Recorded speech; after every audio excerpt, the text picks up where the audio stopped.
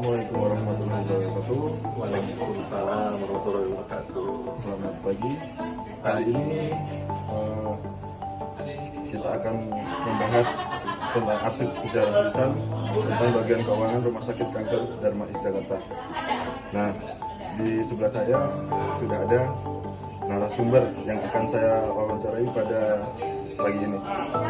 Boleh Bapak ceritakan nama, jabatan, dan sudah berapa lama Bapak bekerja di sini? Baik, Assalamualaikum warahmatullahi wabarakatuh. Terima kasih Mas Ajis. Pertama nama saya Abbas, sebagai koordinator tarik dan unit kos. Lama bekerja kurang lebih 18 tahunan. Terus apa sih tanggung jawab utama Bapak di bagian keuangan ini? Tanggung jawabnya kalau mengenai menyangkut ke koordinator tarik, pribadi sih hanya melayani untuk pelayanan di pertarikan, sama untuk menghitung unit kosnya sampai ke pelayanan, tarif sewa ruangan, kemudian tarif sewa KSO lah seperti itu. Oke, kita lanjut sedikit mengulik tentang sejarah nih. Apakah sistem pencatatan dan pelaporan keuangan sudah digital sejak awal atau masih manual, Pak? Kalau dari awal masih manual, kemudian beralih ke sistem itu di tahun dari 93 itu masih manual, ke 2000 udah mulai ke sistem. Terus selama Bapak menjabat atau bekerja di sini apa sih perubahan yang paling signifikan yang terjadi dalam sistem keuangan selama Bapak bekerja? Perubahannya kalau dari secara sistem sih lebih cepat, lebih akurat gitu, dan kita lebih untuk menelusuri kegiatannya lebih terarah. Baik. Kita lanjut di arsipnya. Kalau jenis arsip apa saja yang dikelola oleh bagian keuangan? Nah, ini banyak.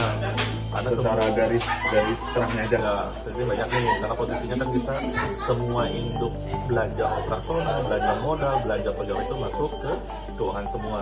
Jadi arsipnya pun hampir semuanya paling banyak di keuangan. Jadi arsip dari belanja misalnya alat medik, gajinya pegawai, sampai ke operasional yang terkecil pun ada. Siapa nih Pak yang bertanggung jawab langsung dalam pengelolaan arsip keuangan? Kalau yang bertanggung jawab langsungnya sih sebetulnya kepala manajer ya, tapi ada staf khusus yang dinamakan sebagai Jakung Arsiptaris, itu yang mengurus untuk arsip keuangan. Jadi secara garis besarnya itu di keuangan itu ada sendiri kan yang mengurus arsip? Ada arsiparis. Arsiparis itu terbagi ada dua tuh, ada yang setiap keuangan mempunyai arsiparis. Arsiparisnya itu ada di direktorat masing-masing. Kita lanjut di ketantangan dan pembelajaran. Menurut Bapak, apa pentingnya arsip keuangan bagi keberlangsungan akuntabilitas rumah sakit? Itu sangat penting arsip itu karena untuk transparansi juga ada pemeriksaan dari BPK. Dan nanti itu dokumen akan diminta. Biasanya sih BPK nanti di sampling. Misalnya belanja pegawai lah, contoh remunerasi akan di sampling tuh tiap nomor perorangan absennya segala sesuatu sama. Terus kalau misalnya yang belanja alat medik, apakah dia sesuai dengan kontraknya, kwitansinya apakah nilainya betul, pajaknya betul, terus cara penagihannya sesuai dengan dokumen yang diminta. Jadi semua kelengkapan tuh wajib sesuai dengan yang disyaratkan oleh Badan Keuangan. Itu harus mendukung bila ada pemeriksaan dari BPK. Nah, kita masuk di akhir wawancara nih. Nilai dan harapan. Kalau menurut Bapak, mengapa arsip penting untuk disimpan sebagai bagian dari sejarah lembaga? Karena arsip itu sangat penting. Sebelum 10 tahun itu harus disimpan, dan itu juga harus ada di otentik hard copy sama soft copy-nya tuh harus ada.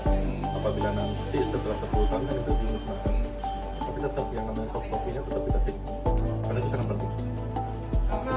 Apa pesan atau harapan Bapak untuk generasi penerus di bagian keuangan dan kearsipan kreatif Angkatan? Yang jelas sih agar selalu jujur, teliti, sama apa ya namanya tuh, super cermat lah, karena dokumen itu harus dipertanggungjawabkan oleh tim verifikatornya di bagian keuangan. Gitu ya. Ya mungkin itu sedikit wawancara saya dengan Pak Abbas. Beliau adalah pegawai di bagian keuangan. Mungkin itu saja dari saya. Assalamualaikum warahmatullahi wabarakatuh. Waalaikumsalam warahmatullahi wabarakatuh.